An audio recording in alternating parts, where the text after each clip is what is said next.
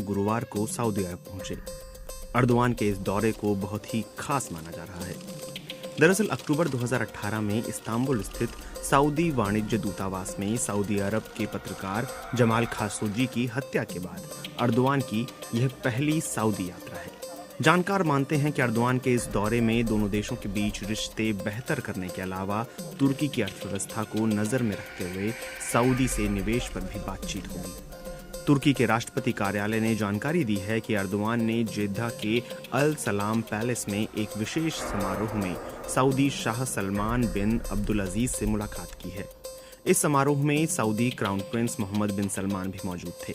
बाद में अर्दवान ने क्राउन प्रिंस से मुलाकात कर अलग अलग मुद्दों पर चर्चा की।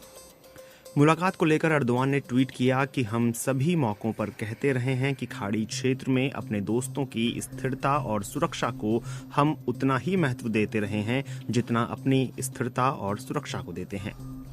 समाचार एजेंसी AFP के मुताबिक अर्दवान की ये यात्रा दोनों देशों के बीच 3.5 साल से जारी तनाव को खत्म करने की दिशा में उठाया गया कदम है।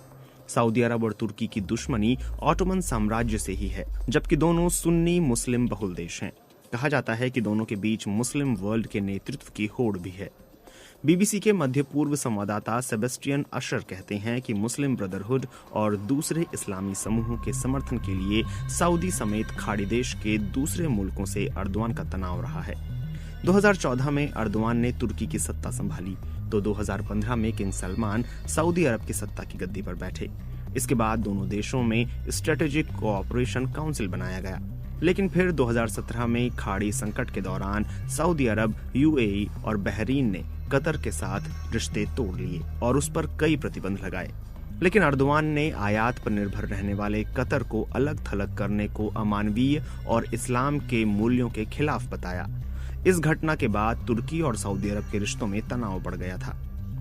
2018 में खाशोगी की हत्या के बाद सऊदी अरब और तुर्की के बीच रिश्तों में तनाव अपने चरम पर पहुंच गया। तुर्की के अधिकारियों ने कहा कि सऊदी एजेंटों ने सऊदी सरकार के उच्च पद पर बैठे लोगों के आदेश पर यह कार्रवाई की थी। सऊदी अरब ने अनौपचारिक तौर पर तुर्की से मंगाए जाने वाली अहम चीजों पर रोक लगा दी। उसने तुर्की जाने वाले पर्यटकों पर भी रोक लगाई, जिसका बड़ा असर तुर्की की अर्थव्यवस्था पर पड़ा। हाल के सालों में तुर्की ने कतर और सोमालिया में अपने सैन्य अड्डे बनाए हैं। सीरिया, लीबिया और नागोर्नो काराबाख को लेकर उसके रुख और रूस से रक्षा सिस्टम खरीदने की योजना को लेकर पश्चिमी देशों और नेटो के मित्र देशों के साथ उसका तनाव बढ़ा है। मिडिल ईस्ट पॉलिसी काउंसिल में छपी एक रिपोर्ट के अनुसार 2020 से तुर्की खाड़ी देशों को लेकर यू-टर्न ले रहा है और उनके साथ रिश्ते बेहतर करने की कोशिश कर रहा है। इस मुहिम के तहत अर्दवान मिस्र, संयुक्त अरब अमीरात, इसराइल और सऊदी अरब की तरफ दोस्ती का हाथ बढ़ा रहे हैं और मतभेद सुलझाने की कोशिश कर रहे हैं। दरअसल अगले साल तुर्की में राष्ट्रपति चुनाव होने हैं। लगातार बढ़ रही महंगाई से जूझ रही देश की अर्थव्यवस्था मुश्किल में है। इस वजह से अर्दवान की लोकप्रियता घटती जा रही है और उनके लिए दोबारा जीत पाना चुनौतीपूर्ण हो गया है। अर्दवान की आर्थिक नीति के कारण देश के सामने मुद्रा संकट खड़ा हो गया है। जनवरी 2021 में डॉलर के मुकाबले जहां लीरा का मूल्य 7.3 था, वहीं साल खत्म होते होते इसकी कीमत गिरकर 16.69 तक पहुंच गई। तुर्की में सालाना महंगाई दर अब 61.14% तक पहुंच गई है, जिसकी वजह से वहां तेल और जरूरत के लगभग सभी सामान महंगे हो गए हैं। रूस यूक्रेन युद्ध के बाद वहां के हालात और मुश्किल हो गए। AFP के अनुसार विश्लेषकों का कहना है कि सऊदी निवेश से तुर्की की अर्थव्यवस्था को फायदा पहुंच सकता है और अर्दवान की राह थोड़ी आसान हो सकती है। अर्दवान की ये कोशिश कामयाब होती भी दिख रही है। दोनों मुल्कों के बीच आर्थिक सहयोग बढ़ने का इशारा तुर्की के विदेश मंत्री नुरुद्दीन नबाती के एक ट्वीट से भी मिलता है। कुछ दिन पहले उन्होंने ट्वीट किया कि उन्होंने अपने सऊदी समकक्ष मोहम्मद अल जदान से ऑनलाइन चर्चा की है।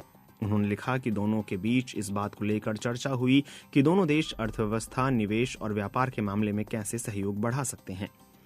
बीते साल की पहली तिमाही के मुकाबले 2022 की पहली तिमाही में दोनों देशों के बीच व्यापार में 25% तक का इजाफा हुआ है।